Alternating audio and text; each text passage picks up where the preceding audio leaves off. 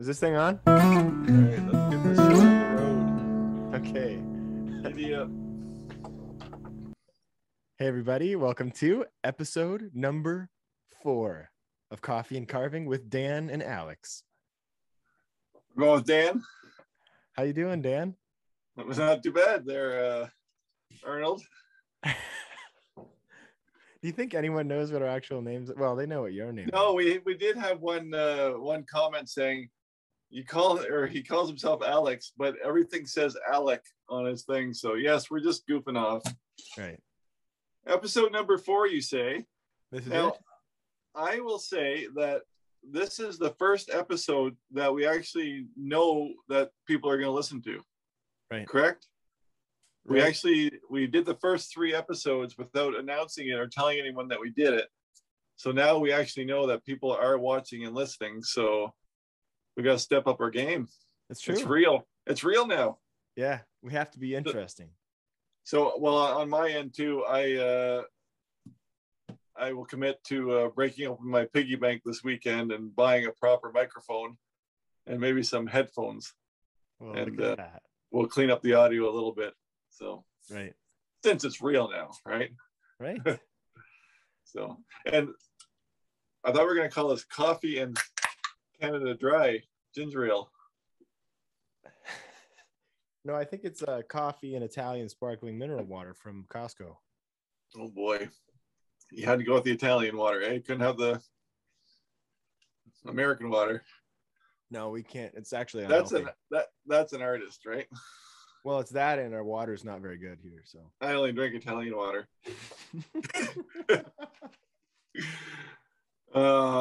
Anyway, what have you been up to this week? Well, the art shows are concluding. Well, they have concluded for me, at least. I did my last art show over the weekend. I scrambled to. I can tell you what the project was that I was working on.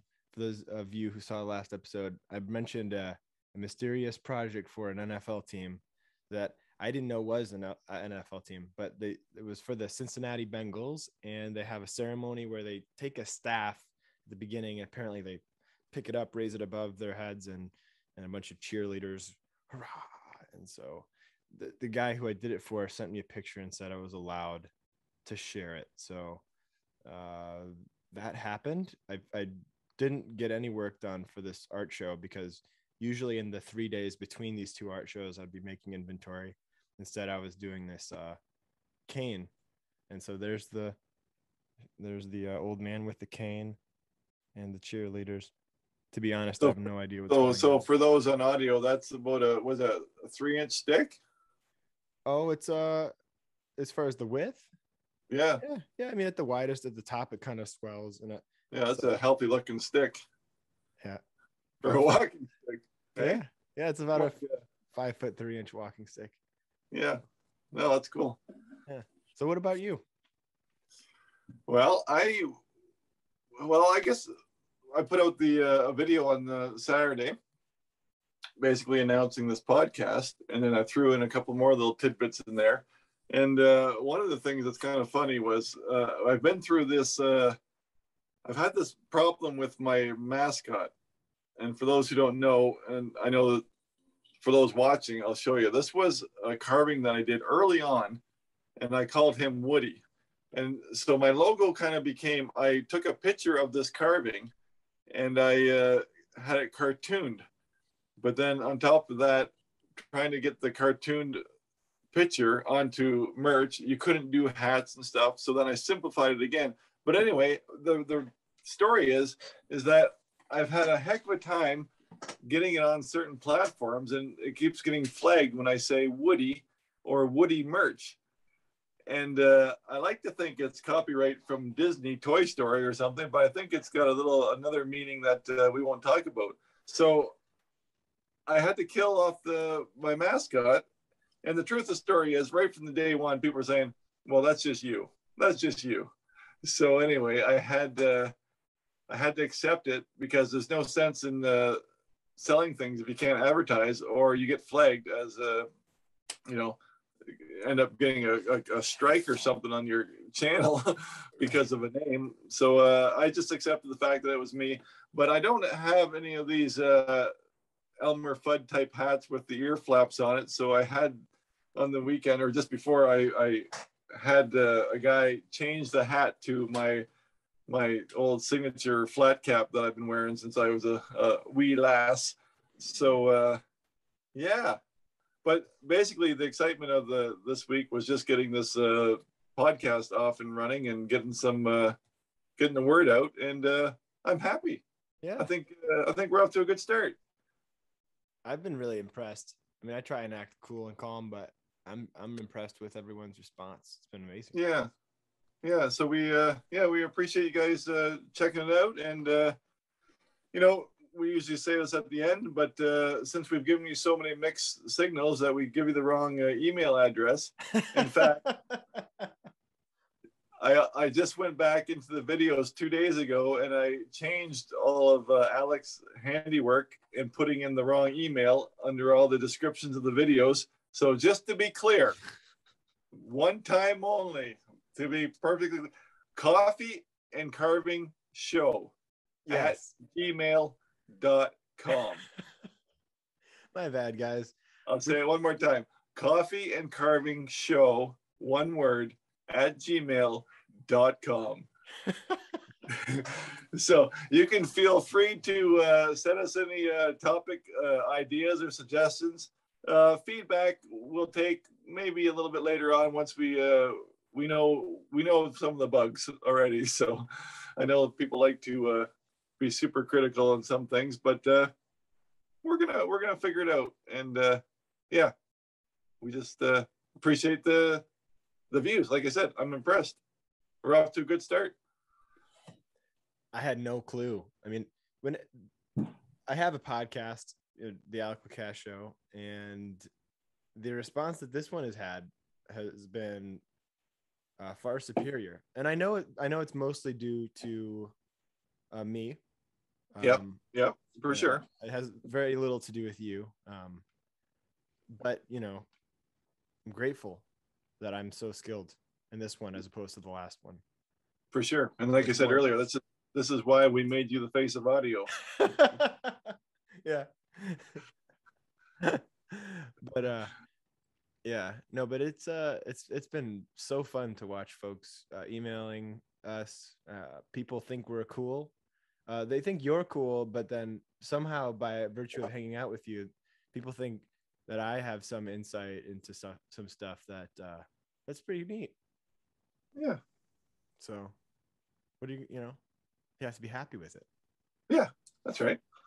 No, it's I'm happy. But anyway, like we were talking earlier, like as far as a topic for conversation, I was telling you about the I don't want to say too big of a number, but I will guarantee I've probably had hundreds of people emailed and talked to me about starting carving because of COVID. Right. COVID carvers. And I thought it'd be kind of fun just to talk about even the advantages and yeah, imagine yourself. See, you and I are pretty much in the same boat that hasn't really affected us. Like I haven't had 5 minutes off work, and oh, sorry, it has affected you greatly. Sorry, I'm talking about myself, but I just always feel for these people that are living in apartments or no yards or on mandatory like stay home orders. And what do? How much Netflix can you watch over months? Like I could scroll through Netflix tonight and there's nothing I really want to watch. So I just love how the carving and the craft community has really just flourished in this time. Right. It's been fun to see. I mean, had it not been for COVID, I don't know if the online stuff that I started would be anywhere near where it is now. So that's been significant. Yeah. Well, we should talk about your school after the fact, but not just you, but I was saying like anybody. Well, how has COVID affected you to start with? Well, most of my living in the past has came from art shows and traveling and teaching. Right. Most of that went away. So I had to figure out something else. And, actually by pure luck or pure blessing, depending on how you look at it, I had a friend helping me build this online quote unquote school whereby I made videos, and folks could access those videos if they paid a monthly fee. And it's instructional content based, it's beginning to advanced project videos, simple stuff like a face or a basic flower, or simple face and a basic flower, and all the way to, fully adorned, mountain man with big burly, beard and features, necklaces, and all kinds of cool stuff. And so that's been able to sustain me. I launched it, actually, our planned launch date was April 1st. Again, long before COVID ever even was an issue for us. Yeah. So that was lucky. But it, what ended up happening is I was, just here running the school. And to be honest, not all that inspired to carve. I was mostly just doing the minimum, that basically making the instructional videos and then trying to deal with everything that was going on here. But definitely changed, the day to day for sure. Yeah. Well, along with you, like, the truth of the matter is my videos probably have not grown at all, which is fine, because I told you earlier, I think that anybody who has ever taught a class or taught has moved online.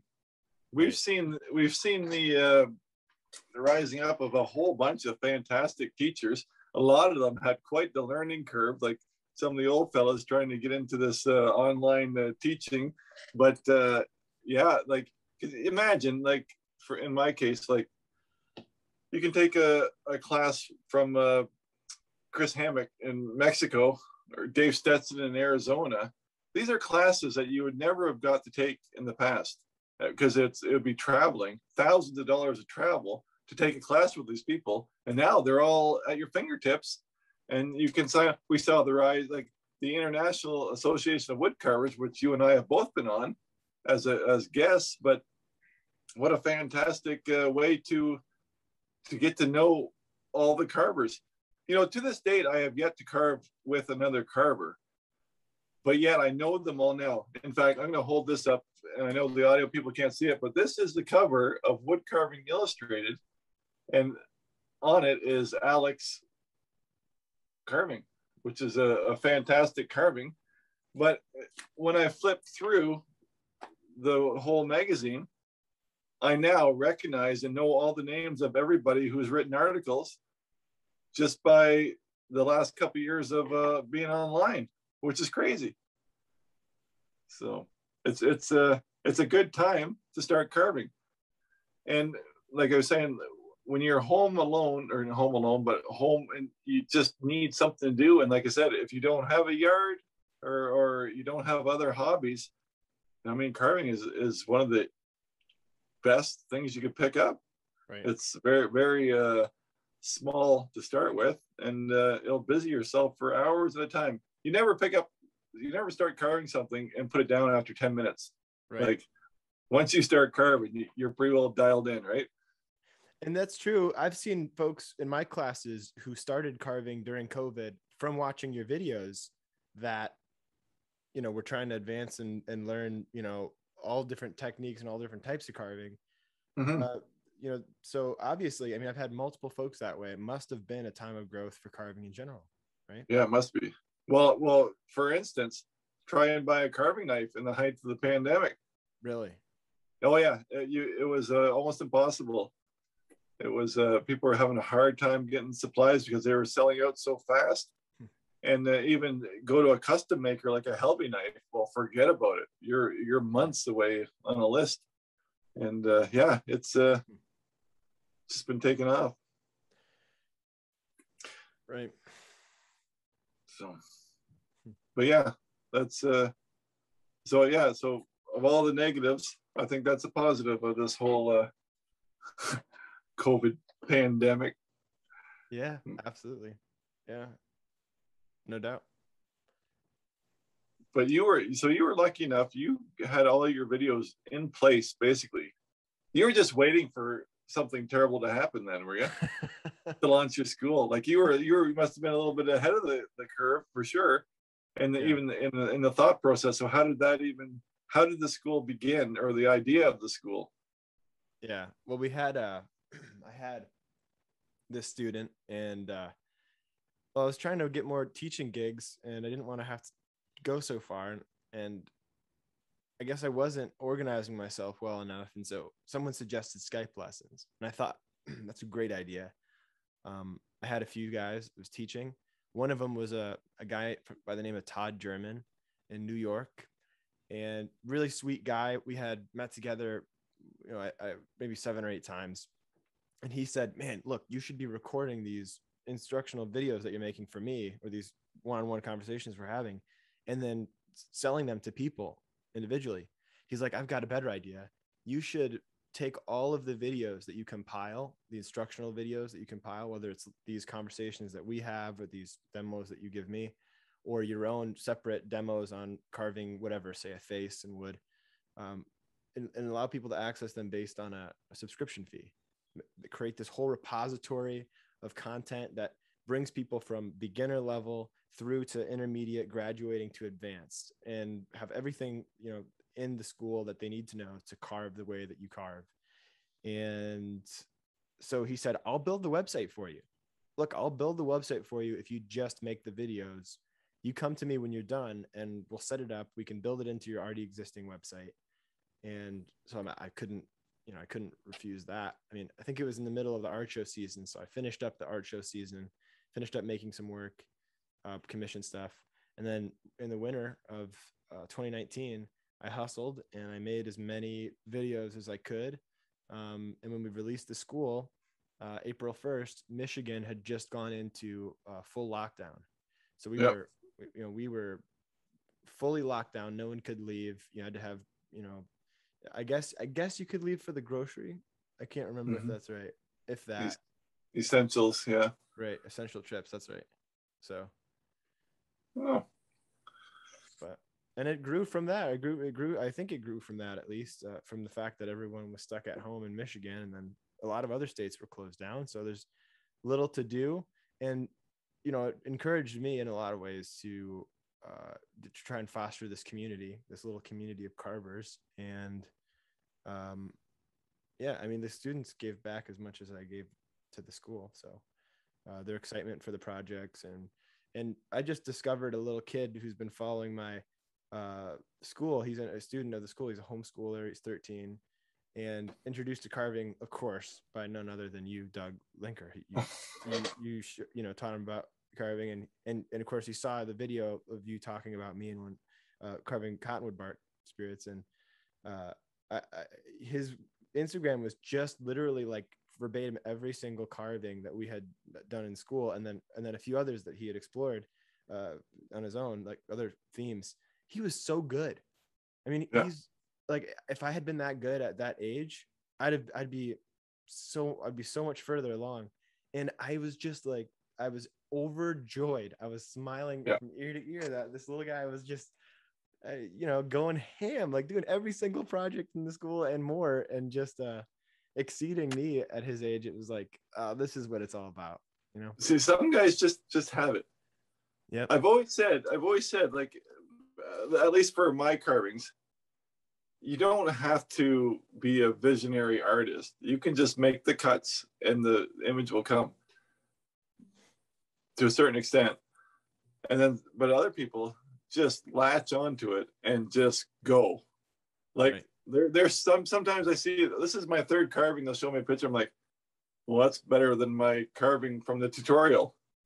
Like, you're amazing. You've got it. Like, there's something in there. Yeah. So, it's real. But it sounds to me, though, that, what was the name of the guy who told you to build the website? The website. Who told me about you mean who helped me with the school? Todd? Yeah. German. Todd. So it sounds to me like you owe myself and Todd coffees or suppers then, right? Many is that what you're coffees. Saying? I think that's what you're saying, right? I don't know. I just feel like a giant dummy who's got these smart people and nice smart people around him that help me out. And that's well, if I'm going to continue to tease you, then I have to say to you that surely with your tech knowledge that you could have built the website. Are you referring to the fact this is our second recording? Is there anything you might want to share about? So this is our second attempt at recording episode 4, because midway through I lost battery.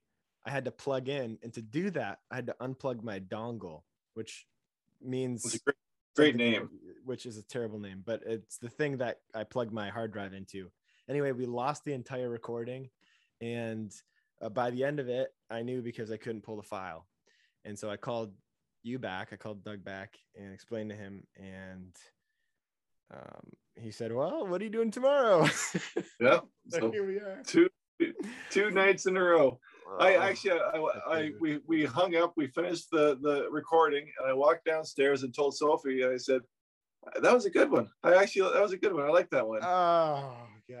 And then my phone starts ringing, and I was like, you want the good news or the bad news? Well, actually, I don't have any good news. There is no good news. So I was trying to come up with some. I couldn't come up. So that was fun.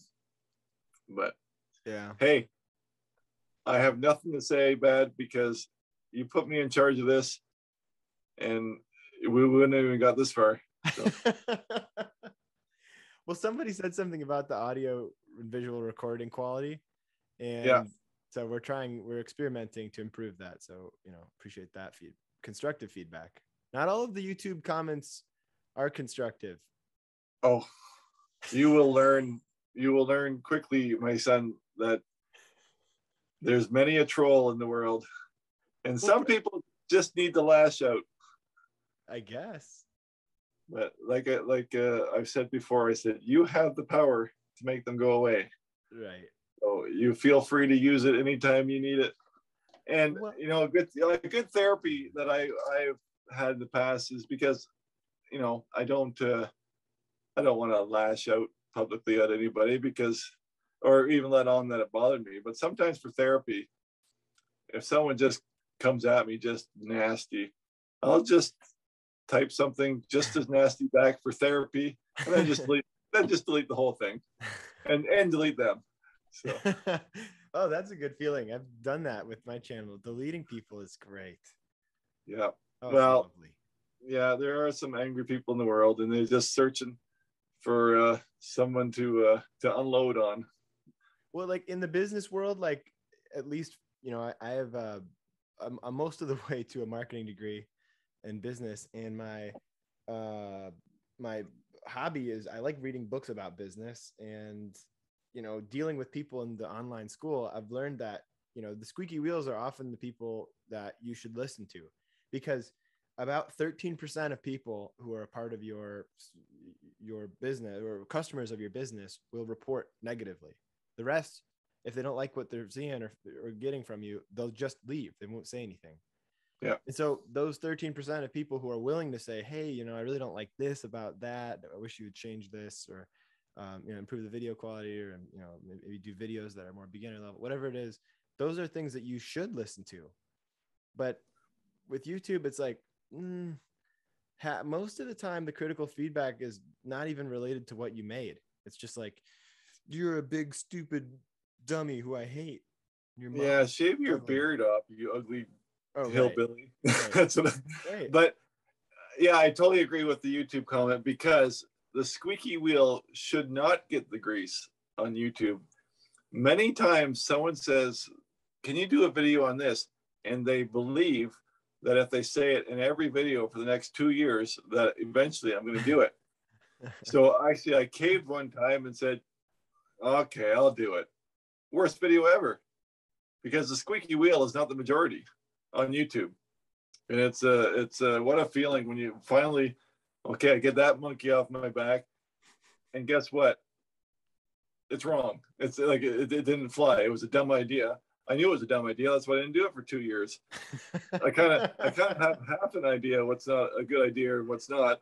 But right. Sometimes you give in, and that's a lesson learned, that you don't give in, because they don't represent everybody.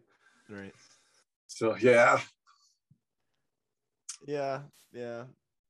It's hard to know who to listen to when you're trying to improve something, but Well, usually, some people are just yeah. critical as well because, I'll tell you a quick story about when I was like 15 or 16. I used to cut grass in a senior's trailer park. All right. So, what does a senior have to do during the day while you're cutting the grass? Well, watch you, of course, just waiting for something to say.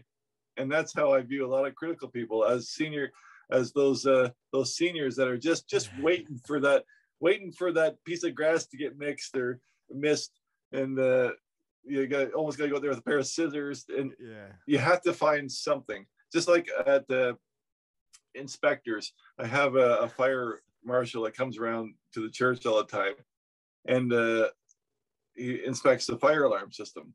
Well, there's one bell that there was a youth event one time, and they decided to all dip their hands in paint, and they'd all put their paw print on the youth room wall. But somebody slapped the actual bell, and you can't have paint on a fire alarm bell. But I've never taken the paint off because then that gives him something to write down every time he visits. Otherwise, he'll just look for something else, right? Oh, that's pretty great. Yeah. Nice So strategy there. I like that. well, if you just give them something easy that you can Yeah. accept, and then they won't dig any deeper. So Well, that brings me to an interesting thing of like people with artwork do that.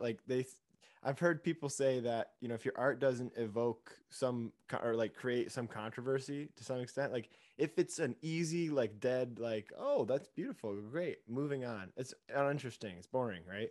But if you yeah, do something where it's like 99% of the way there, perfect, stunning, but then like just 1% wacky or off in some way, it's actually kind of neat. it And gets people talking, right? it gives people something to go, well, that I don't know about. And then they share it and they go, what do you think? This is great, but what about that? It's like the Why is Bjorklund, there a worm coming out of their arm? Right? right? Well, that's a lot of what the what comedy's about, right? It's like something's off. Like there's a lie in here somewhere. I'm not sure where it is, but yeah, there's like Bjorklund, like the painter. I've talked about him before. He doesn't finish his paintings all the way, or he does, but they don't look fully like if they were a picture. They're not fully in focus, right? It's like kind of blurry in certain spots.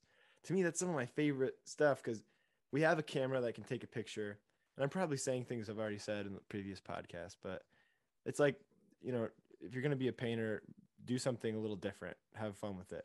And I'm Yeah. not I'm speaking to myself here because I don't think that I do that all that effectively. Most of the stuff that I do is just kind of straight laced, like, oh, there's a face and he's a green man. Maybe he's got some twigs and branches and stuff, but it's just kind of nice, great job, and then moving on. But like part of Yeah. me wants that, I think that'd be neat. Do you ever think about that kind of stuff? Like, how can I make this more deviant or a little bit different than the normal?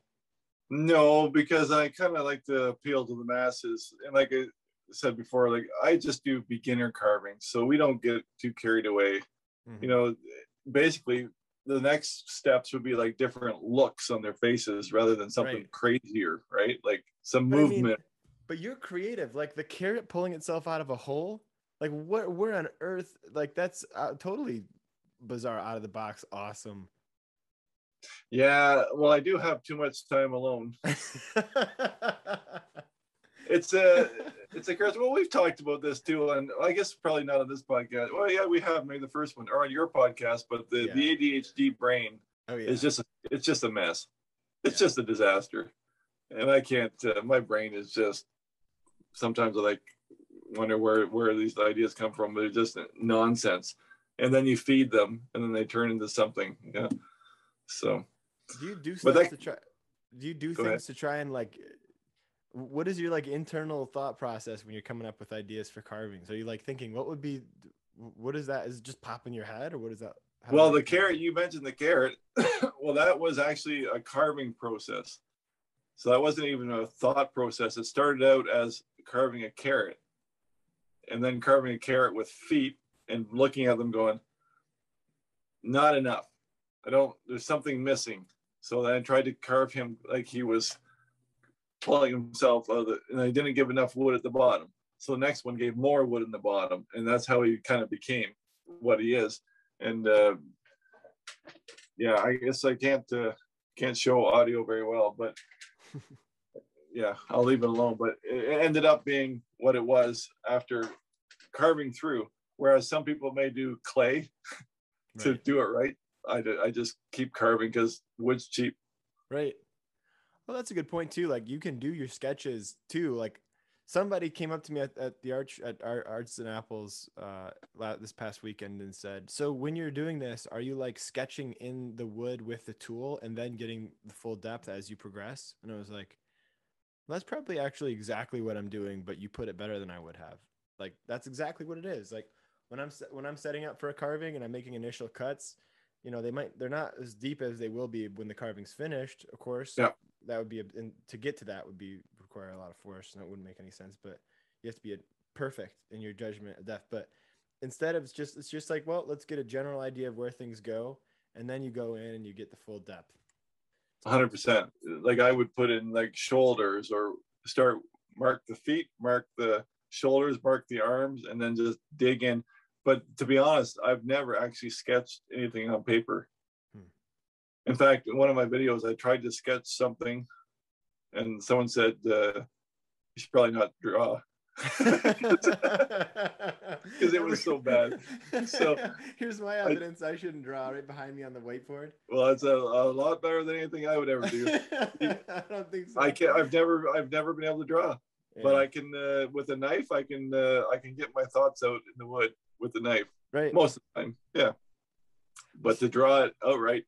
And you know, I went on a little tangent one time, not really a long time, but I watched some videos on drawing cartoons, basically with circles. You could learn to draw. I believe that anybody could probably learn to draw following some of these steps that these guys, these cartoon drawers, because they would just start with a bunch of circles, right, and then little squirrels and squiggles, not detailed, but like just real quick pencil art. And it's amazing. But yeah, that's another whole area I can't go down because I need to focus more. But you have to like minimize the amount of hobbies you have, right? Oh, there's so many things I got my finger in. So oh man, yeah. Well, no, I took lessons from a painter once who was doing that he was like, man, you want to paint a wolf, what you got to do is you got to look for the circles in it. And I'm like his eyes maybe, or what? I don't see anything. And he was like, well, there's a circle here for the mouth, for the round structure of the head, you know, for his chest ears, cavity, ears, everything. Yeah. And then he's like, and you connect them. And I'm like, right before my eyes, you had this whole skeleton for this wolf. Yep. I couldn't believe it. So yeah, it's all about making it simple, these shapes, getting the frame, you know, the kind of the spots there, and then I guess detailing from there. Mm-hmm. Yeah. We've solved everybody's carving problems. There you go. Just draw circles and carve it. Yep. Or like I said, wood's cheap. Just practice till you get better. Just carve circles. Could you imagine all the people with the circles on their wood that are commenting or via email? This doesn't work. Well,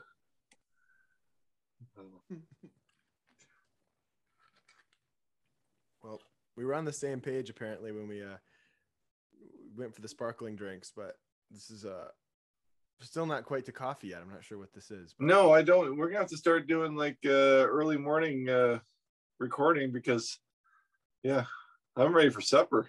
Yeah, not coffee. Right. Yeah. Do you say supper or do you say dinner? I say din din. Little Alex says din din. They say din din. But you like some din din. No, I don't say din din. I don't know. It's a dinner. Yeah. Who says supper?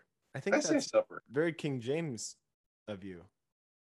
No, that's maybe it's a Canadian thing. I don't know. I always said supper. Dinner was lunch. What? Yeah. Boy, this is earth-shattering for you. You see your face. I just can't imagine. Yeah. Why you'd call dinner? Well, lunch dinner. I also call this pop too, not soda. So. Right. Well, we get that from you, the Michiganders. We do the pop thing. We're Do just you far say north pop? enough. Yeah. Okay. A cold pop. What else? What else you got going on? Or I'm building a well, sauna. you are? Is it go? It's a go.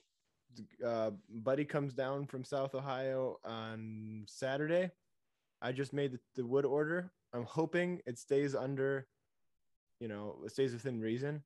I think wood has gotten cheaper in the last few It months. has actually. Yeah, for sure it has. Okay, good. Yeah. Ooh, that's a big weight off my shoulders because I made the order today and there's a lot of material there. So, but yeah, we start that and hopefully we get the skeleton up by the end of the weekend. And I'm gonna head out to visit my buddy Abby. He doesn't know this yet. I'm not sure if he's listening, but hey, Abby, and I'll be seeing you soon. But I'm gonna go over and get some wood from Webster, Kentucky, and do some carving with him and with my buddy John Bertolini.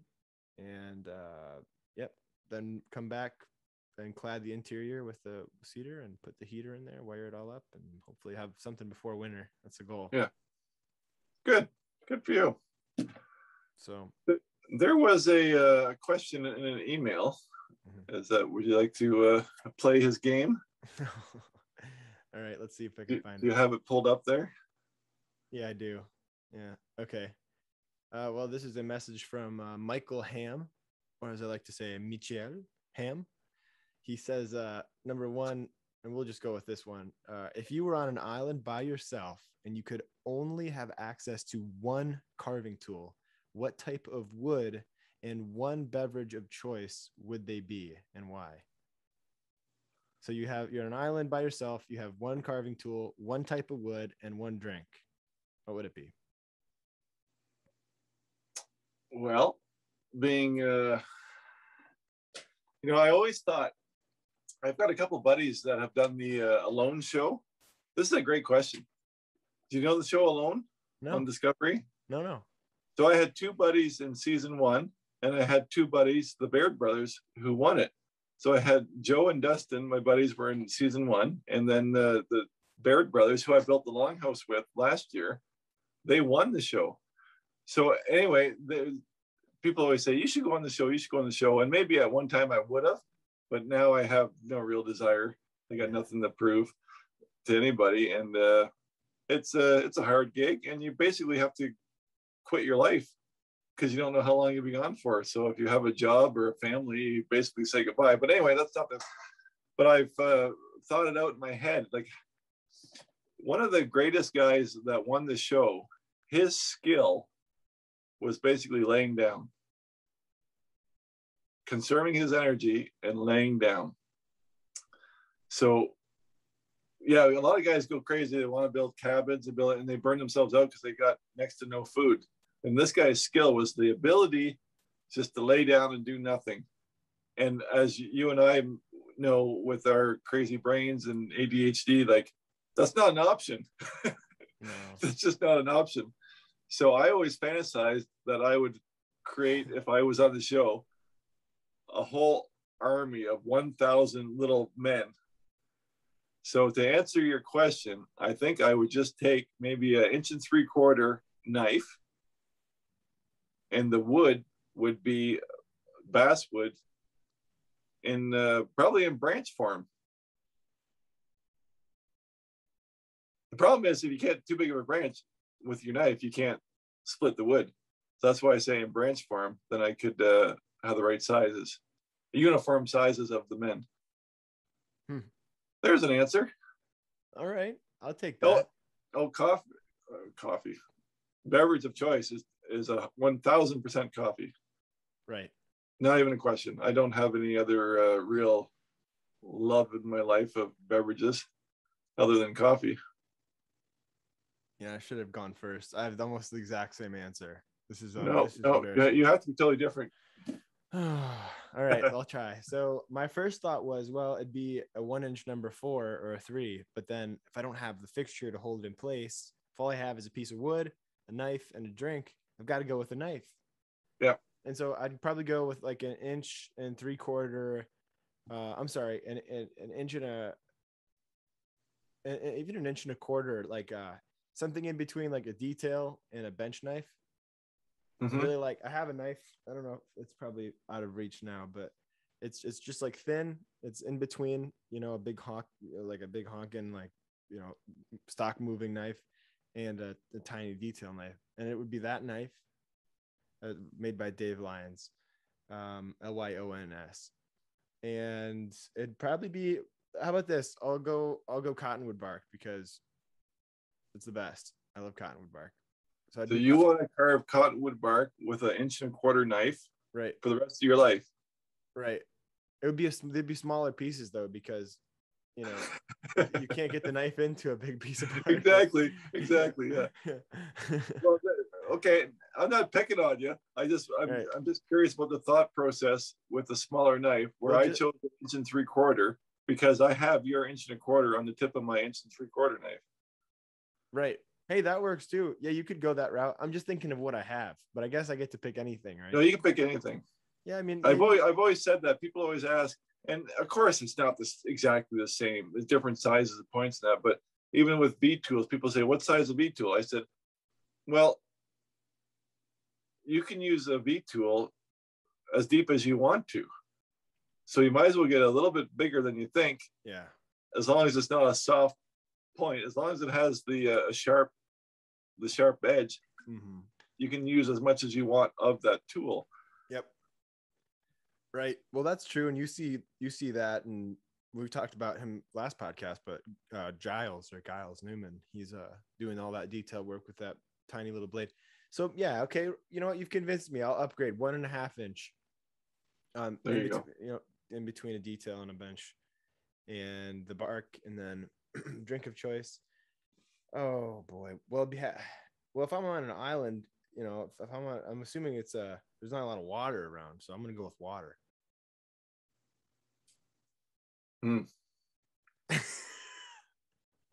That's boring.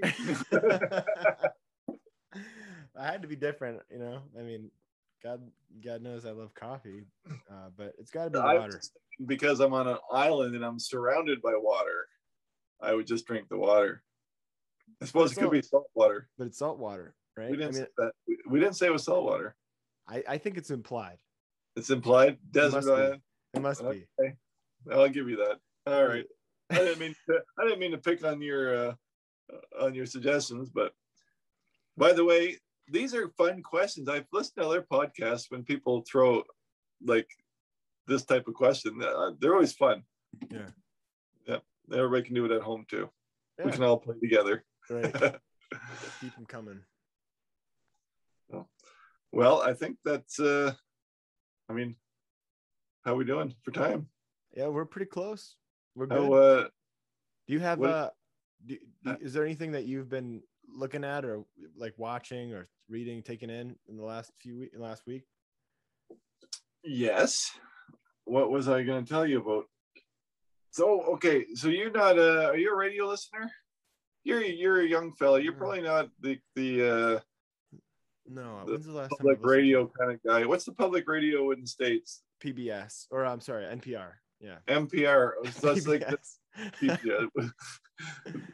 So that would have the Prairie Home Companion, which is a show at one time. And on that show was a fellow named Garrison Keeler. And for some reason, I think he got in trouble, but that's neither here nor there. But he used to have a show, and it was called Tales from Lake Wobegon, I believe. And they're stories. So I tell you all this just to say, Canada, the CBC, used to have a fella, and it was called the Vinyl Cafe. And the fellow who told the stories was Stuart McLean, who has since died. And I used to listen to these. We're going back 10 or 15 years. And real great storyteller. The kind of guy that just stands there and just narrates you're captivated with his stories all the time. But anyway, and then he would go on the road, and then he would go to pick a town, and he'd spend time in that town to learn the town jokes, or the town, something he could pick on. He'd do like a little his welcome would have like a little monologue. Then he'd have a musical guest, and then he'd go into his stories, which are usually about Dave and Morley. And Dave had a used record store and a whole family. But anyway, that's our version of this Tales from Lake Wobegon. And they just released it as a podcast. So they're all old shows released.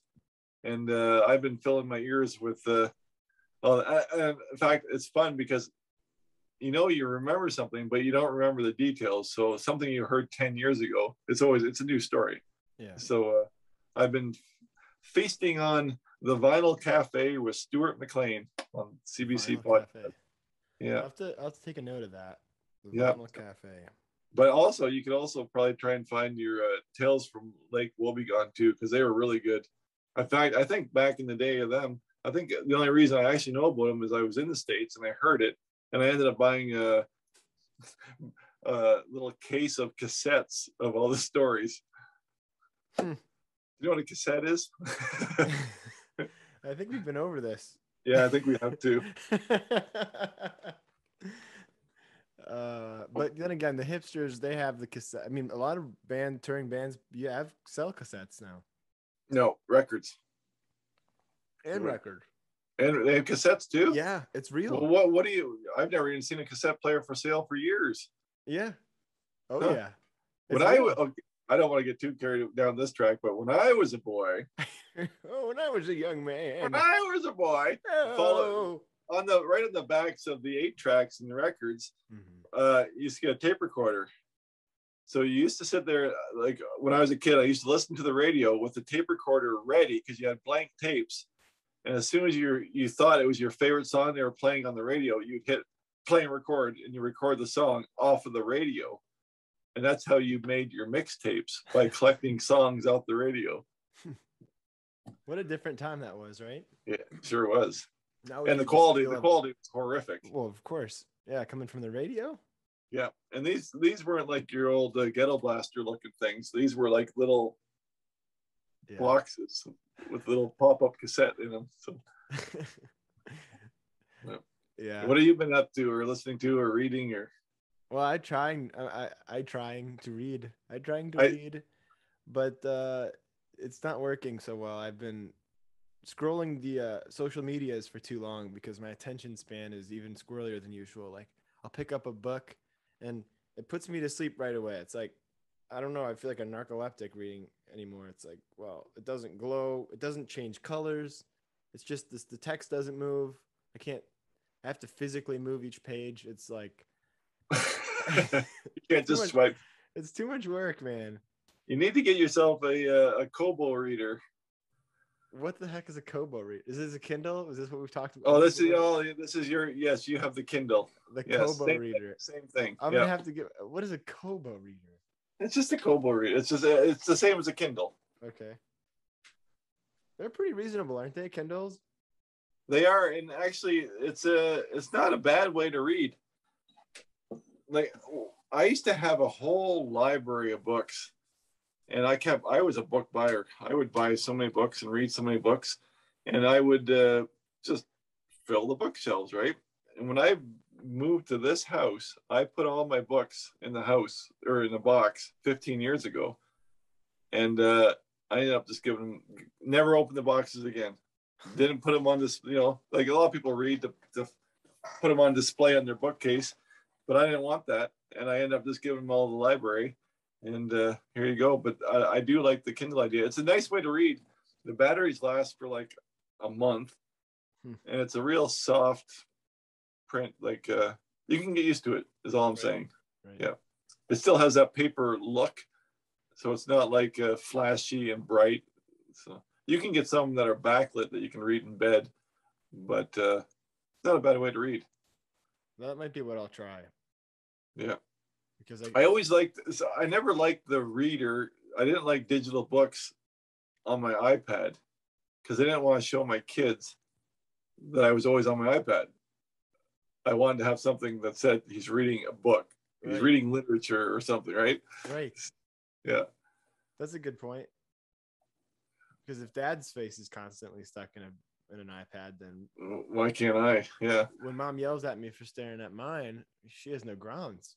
That's right. So that's clever.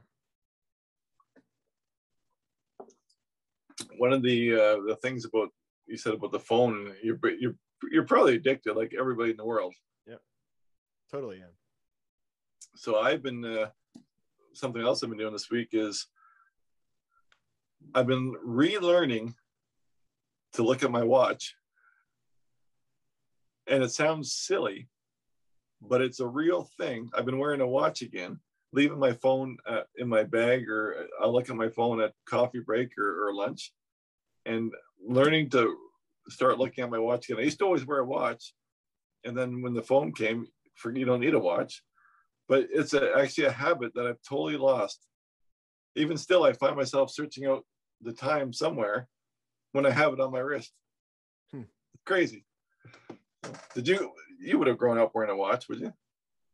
Well, I mean, I like the way watches looked, but I mean, I probably didn't most of the time. No. So you would have had a cell phone. Right. Okay. Well, we never had cell phones. Okay. So Yeah, this is true. The first cell phone I saw, I was probably, I think I was working where I was probably 18 or 19 years old. And it was basically, my boss bought it. Cost $1,800 at the time. It was basically a big box with a phone on the end of it. And he would carry it into the house and put it on the construction site floor. And yeah, and each call was like $2. Man. So, wow. Yeah, so this is fun. Our age difference, and I don't even think I'm that old. Are you allowed to say how old you are on the podcast? I don't care. I'm 50. Are you really? Oh, right on the button. Yep. You don't look a day over 46. So thank you so much.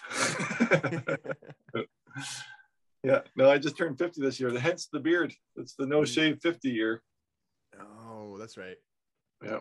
I read this in your saw this in your announcement. Yeah. Right. I wish I could. One thing I am doing is trying to grow my hair out. I don't know if it's going to work, but it's getting. I want a proper hockey flow. You know what hockey flow is? The mullet. Right. You know, it just comes out the back. You know, long all the way. Always wear a hat. Always wear a hat. Always wear a hat. Right. Yeah. I can't do that anymore. I have no hair. My hair's going. You have long hair. Yeah, but it's not really thick on top no more. Yeah. It's very thin. I'd be happy. I keep my head up like this. I never do a full Is look that down. why your angle's always like that when the videos? I can barely see your face. Yeah. Only your chin I can see. Yeah. There you go. All right. Well, I think that's a good week again. It is. So again, I would just tell people feel free to send us some silly questions to answer, topic ideas, feedback for Alec only. Critical feedback for Dan. That's right. All right. So one more time, I'll just say coffeeandcarvingshow@gmail.com. And thank you so much for tuning in again this week. And we will see you next week. And perhaps we might even have better audio on my end. Woo! Oh, what? Oh man, I'm excited. All right. And we're going to guarantee Friday podcast. Right. Every new Friday. New episode every Friday. So thanks for tuning in, everybody. Have a good week. Bye-bye. And we will catch you on the next one. See you guys.